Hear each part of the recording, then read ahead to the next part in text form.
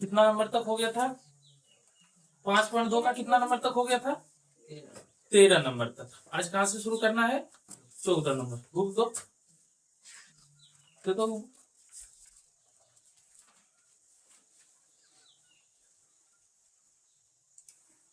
14 number से कहां से शुरू करना है? 14 नंबर से। देखो 14 नंबर क्वेश्चन क्या बोल रहा है? 10 और 250 के बीच 4 के कितने गुणज हैं? क्या बोल रहा है? ध्यान से पहले क्वेश्चन लिख लेते हैं। ये जो 14 नंबर क्वेश्चन है ये क्या बोल रहा है? 10 और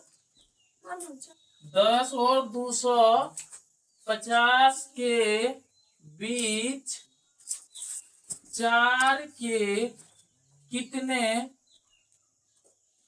गुणज हैं?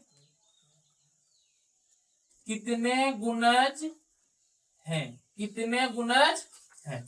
देखो 10 और 250 के बीच, 10 और 250 के बीच बोल रहा है कितने गुणज हैं? कितने गुणज हैं?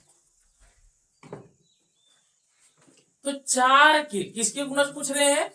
4 के। 4 के गुणज मतलब जैसे चरका पढ़ो, चरका 4, 4 दूना 8, 4 तिया 12। 4 के गुणज मतलब चरका पहाड़ा। कौन पहाड़ा? चरका पढ़ते चलो। तो 10 और 250 के बीच, 10 और 250 के, तो 10 और 250 के बीच में कौन कौन सी संख्या आएगा जो चरका पहाड़ा में आता है?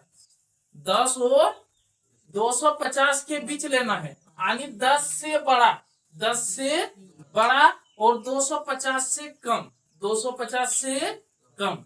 4 का गुणज मतलब होता है कि चरका पहाड़ा में, चरका पहाड़ा में जब चरका पढ़ेंगे तो 10 और 250 के बीच चरका पहाड़ा में क्या क्या आएगा? 10 और 250 के बीच में चरका पहाड़ा में क्या क्या आएगा? अच्छा 10 के बाद क्या होगा? 11, 11 के बाद 12, 13, 14, 15, 16, 17, 18, 19, 20, 21, 22, 23, 24, ऐसे कैसे पढ़ते पढ़ते कहां तक जाएंगे? 250 तक। कहां तक में जाएंगे? 250 तक।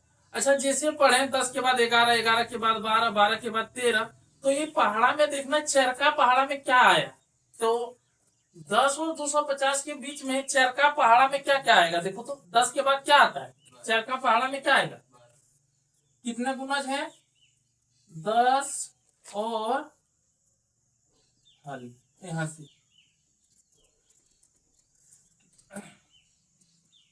ये क्वेश्चन है, ये क्वेश्चन है, ठीक है।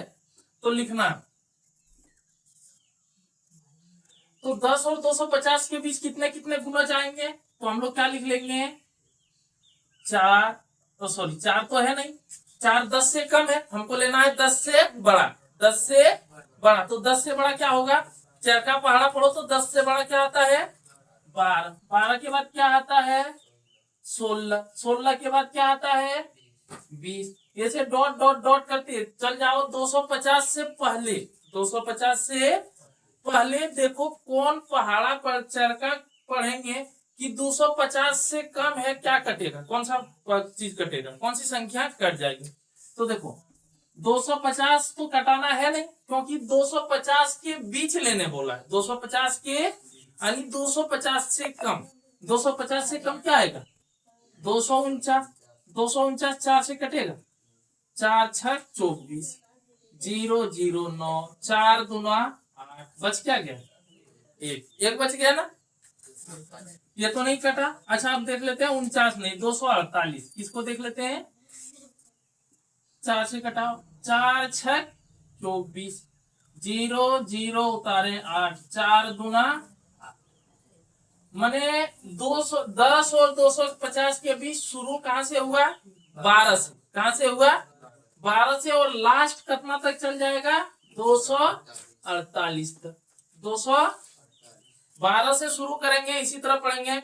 4 तिया 12, 4 4 16, 4 5 20, 4 6 24, 4 7 28, 4 8 32, 4 9 36। ऐसे चरका पढ़ते पढ़ते हम लोग को कहां तक जाना होगा? 248 तक। कितना तक जाना होगा? 248 तक। तो पूछ रहे कितने गुणज हैं, 4 के कितने गुणज हैं? तो n पूछ रहा है कि an पूछ रहा है? n कितने गुणज है ना, संख्या पूछ रहा है ना, तो संख्या पूछे तो क्या है? n। क्या पूछ रहा है? n। लिखो अब बोलो a1 बराबर क्या होगा? 12। a1 बराबर क्या होगा? अच्छा यहाँ से और ये n बराबर क्या हो जाएगा? ये n हो जाएगा। देखो जो सबसे लास्ट में n पूछा है तो an दिया है। जब n पूछा है तो क्या दिया है? an कितना है? 248। कितना है? 248। और यहाँ से हम लोग d निकाल लेंगे। d का मान बोलो। ये 2 माइनस ये 1, ये 2 माइनस d क्या हो जाएगा? 16 माइनस 12। ये 2 कितना है? 16। ये 1 कितना है? यानी d बराबर कितना बचा? 4। कितना बचा? देखो ये निकल गया, ये है, n है, d है। हमें निकालना क्या है? n। क्या निकालना है? तो बोलो अब an का फॉर्मूला बोलो। an बराबर है कितना? 248। an बराबर कितना है? 248। अभी an का फॉर्मूला बोलो क्या होगा? a1 plus n minus 1 into बराबर 248 बराबर 248। कोई दिक्कत? अब बोलो a1 के जगह क्या रखेंगे? 12 प्लस n की जगह क्या रखेंगे? चूंकि n हमें निकालना है, n हमें क्या करना है? निकालना है। यहाँ लिख लेना n बराबर 1, नहीं n हमको निकालना है, n हमको निकालना है। तो बोलो n माइनस 1 और d कितना निकला है? देखो d कितना निकला है? 4। यहाँ क्या लिखेंगे? 4 बराबर 248 बराबर 200। अब ध्यान देना, पहले गुना वाले को उधर लेके नहीं जाएंगे। अगर जोड़ घटा में है ना तब बराबर की उधर लेके जाएंगे। पहले किसको लेके जाएंगे? जोड़ घटा वाले को। किसको? तो देखो ये 12 प्लस में उधर जाएगा तो n माइनस 1 इंटू 4 बराबर 248 माइनस 12। अब 248 में 12 गया, कितना बचा? 200।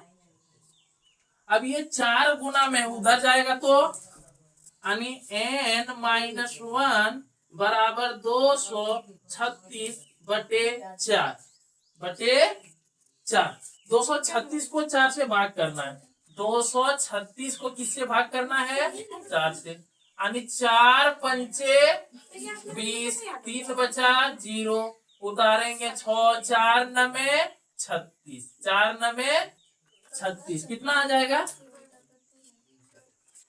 अगर हम 236 को 4 से कटाएं तो आंसर कितना देगा हमको? 59। कितना आएगा? 59। आंसर कितना आ जाएगा?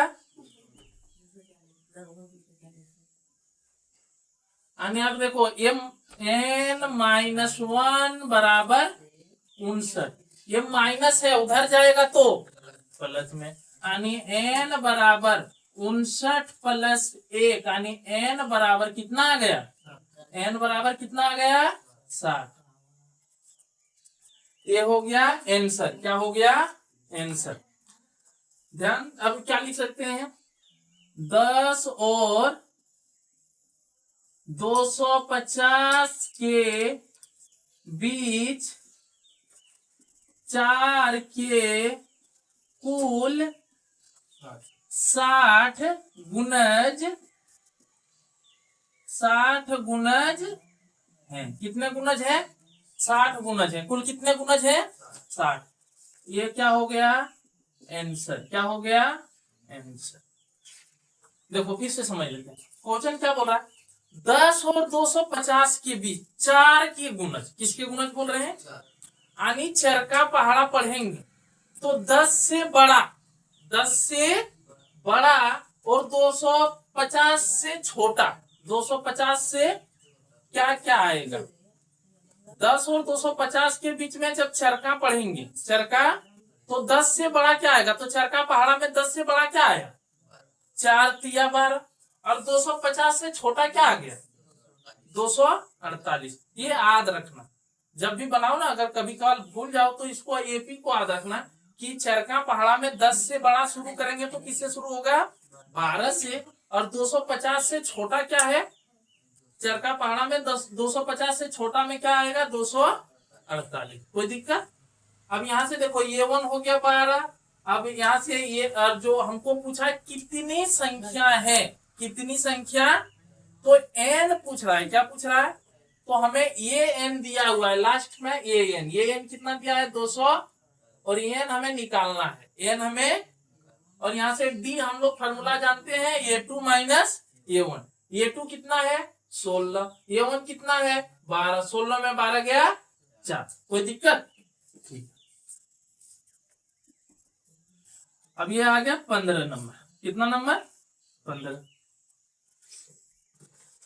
15 नंबर में क्या है? n के किस मान के लिए, क्या बोल रहा है?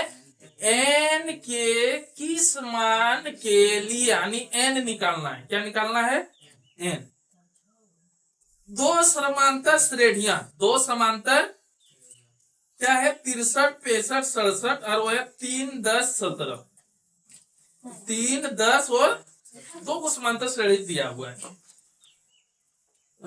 3, 10, 17 के nवें पद बराबर होंगे। nवें पद क्या होंगे? बराबर। मतलब पूछ रहा है दोनों का कौन सा पद हो जाएगा जो बराबर होगा।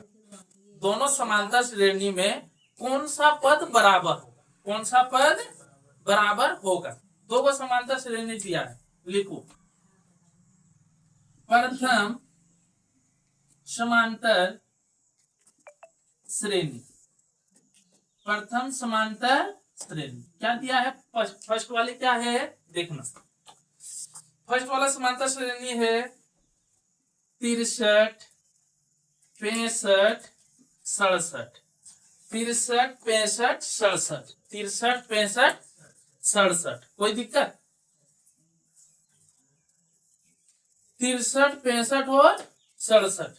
तो अच्छा, यहां से देखो, ये 1 क्या हो जाएगा? 63। ये 1 क्या हो जाएगा?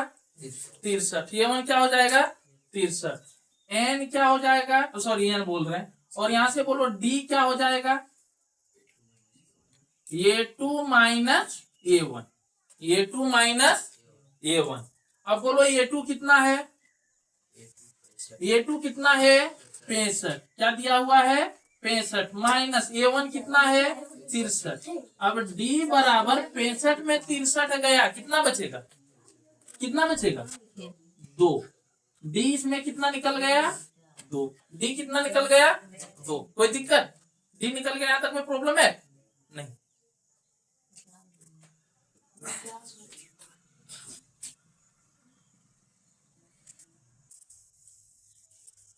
देखो यहाँ तक d निकल गया। क्या निकल गया? d। कोई दिक्कत है? d निकल गया ना। अब यहां से लेना है, क्या लेना है हम लोग को? अब लेना है इसमें हल। और a n बराबर फॉर्मूला क्या होगा? a plus n minus 1 into d।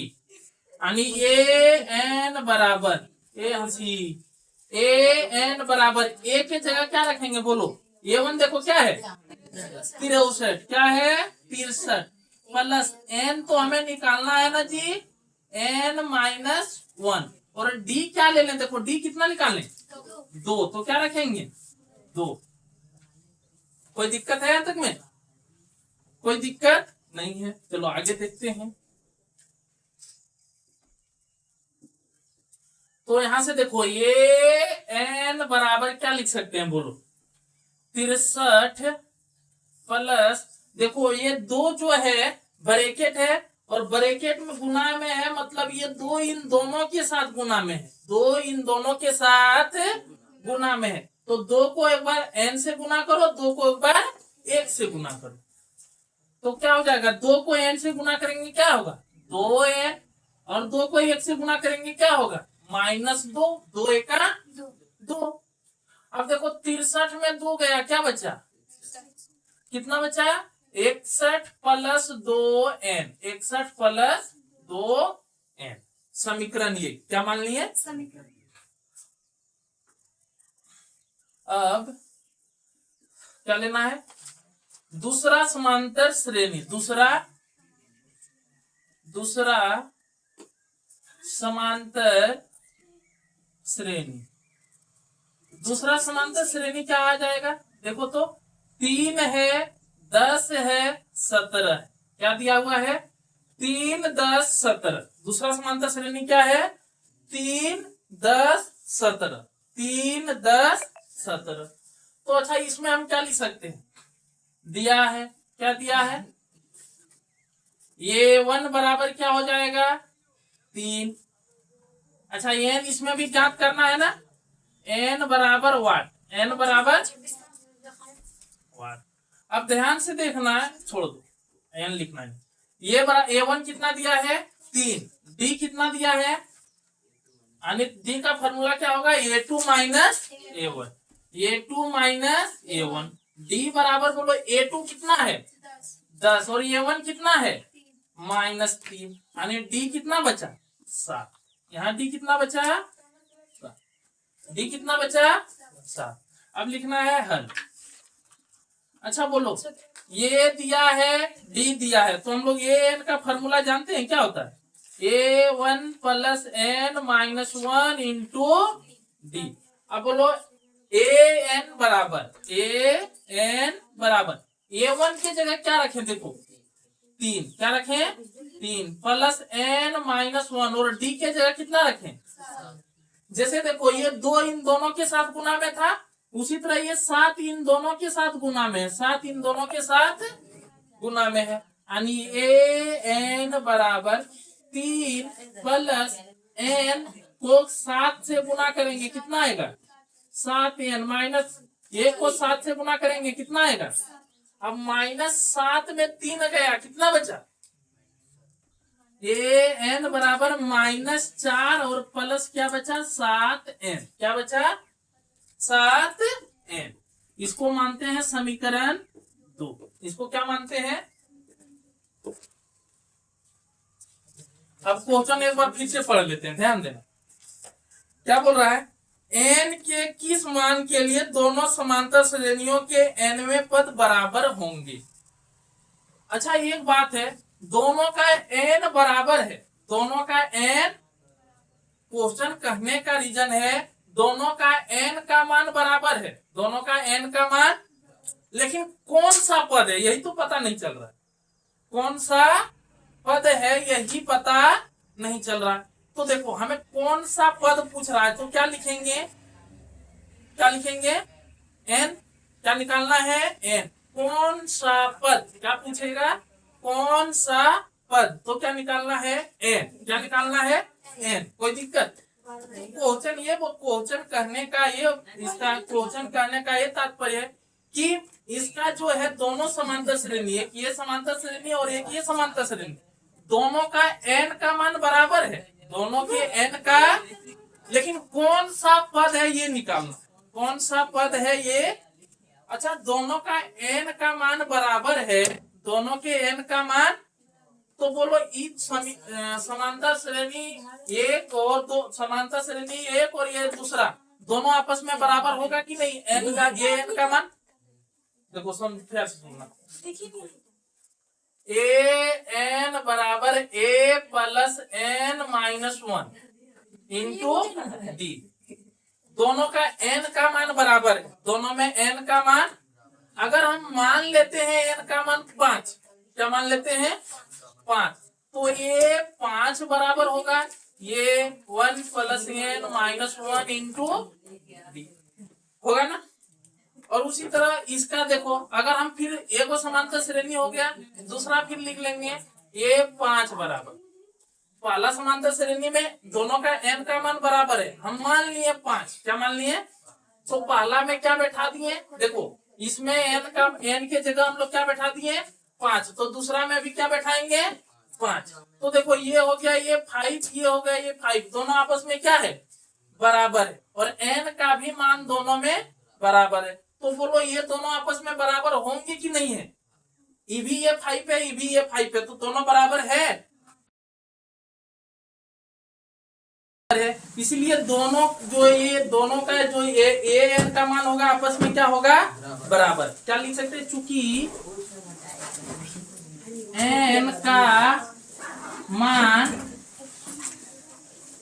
बराबर, चूंकि एन का मान बराबर है, इसलिए अब लिखना है समीकरण 1 तथा समीकरण 2 से। समीकरण 1 तथा समीकरण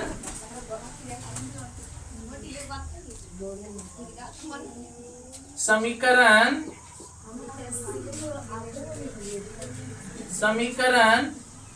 1 तथा 2, समीकरण 1 तथा 2 से, समीकरण 1 तथा 2 से। अच्छा, समीकरण 1 क्या है? समीकरण 1 क्या है? देख लो, समीकरण 1 क्या है? हम क्या लिख सकते हैं? 61 बराबर 2n, क्योंकि दोनों का an बराबर है। an अगर इसका माने, देखो हम बोले ना 5 माने, तो ये भी 5 हो जाएगा, ये भी 5 हो जाएगा, दोनों आपस में बराबर है। जब दोनों बराबर है तो दोनों का मान भी क्या होना चाहिए? बराबर। तो दोनों बराबर है तो क्या हो जाएगा? +2n बराबर, इधर क्या है? समीकरण 2 क्या है? यहाँ ना -4 +7n प्लस 7n। अब देखो ये 61 प्लस ये 7n प्लस है, इधर ले आए, ये 61 प्लस है, उधर लेके चल जाए, 7n को इधर लाएंगे तो पहले से क्या है? 2n - 7n बराबर। देखो इधर से -4 है और इधर 61 उधर चल गया, ये भी किसमें हो गया? माइनस में। 2n में एगो n -7 में 2 गया, कितना बचा? -5n बराबर, इधर क्या बचेगा? 61 और 4 65, कितना बचेगा? 65, वो भी किस में बचेगा? माइनस में। ये 5 इधर गुना में है, -5 किस में है? उधर जाएंगे तो n बराबर -65 बटे कितना लिखेंगे? -5, माइनस से माइनस खत्म, 5 एका 13 पचे 65, n बराबर कितना आ गया? 13। n बराबर कितना आ गया? 13। अब क्या लिखना है आंसर में? लिखो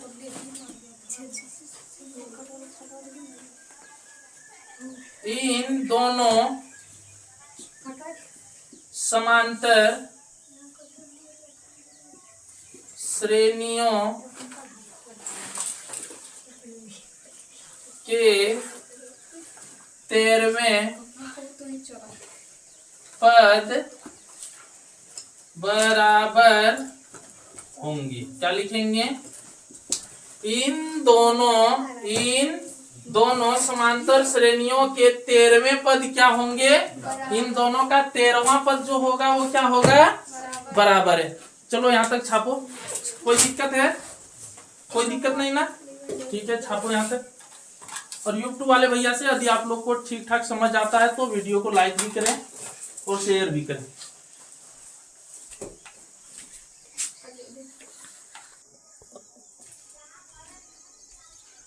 प्यारे बच्चों, यदि आप लोग को समझ आ रहा है तो आप लोग वीडियो को लाइक करें और चैनल को सब्सक्राइब नहीं किए हैं तो चैनल को सब्सक्राइब कर दें, ताकि हमारी वीडियो आप तक पहुंचे। और हम लोग लगातार क्लास ले ही रहे हैं, पूरी सिलेबस ख़त्म करने की प्रयास में हैं यूट्यूब के जरिए। और पूरी सिलेबस आपकी एग्ज़ाम तक, जब तक झारखंड बोर्ड की एग्ज़ाम होगी तब तक ख़त्म कर देंगे। मैथ का पूरी क्लास ख़त्म होगा, सोशल साइंस का भी पूरी क्लास ख़त्म होगा। उसके बाद सोशल साइंस सब्जेक्टिव रहेगा, ऑब्जेक्टिव रहेगा। मैथ का भी सब्जेक्टिव है, सब्जेक्टिव क्लास ले रहे हैं। कुछ ही दिनों के बाद आपके पास ऑब्जेक्टिव की क्लास आ जाएगी। चूँकि झारखंड बोर्ड में 50 नंबर की सब्जेक्टिव है, 30 नंबर की ऑब्जेक्टिव है। 50, 30, 80 और 20 नंबर की प्रैक्टिकल स्कूल से आप लोगों को मिलेगा। तो 50 नंबर की सब्जेक्टिव की तैयारी हम लोग कर लेंगे और ऑब्जेक्टिव भी हम जल्द ही प्रयास कर रहे हैं कि ऑब्जेक्टिव का भी तैयारी शुरू करवा दें। और हम लोग पूरे 80 नंबर की तैयारी यूट्यूब के जरिए हमारे चैनल SS.CH ज्ञान के जरिए पूरे 80 में से 80 नंबर की तैयारी करेंगे। तो वीडियो अगर ठीक लग रहा है तो आप लोग लाइक कर दें, क्योंकि आपकी एक लाइक से हमारी मनोबल बढ़ती है। और यदि आप लोग चैनल सब्सक्राइब नहीं किए हैं तो चैनल को सब्सक्राइब कर दें। चलिए आज के लिए इतना ही, धन्यवाद।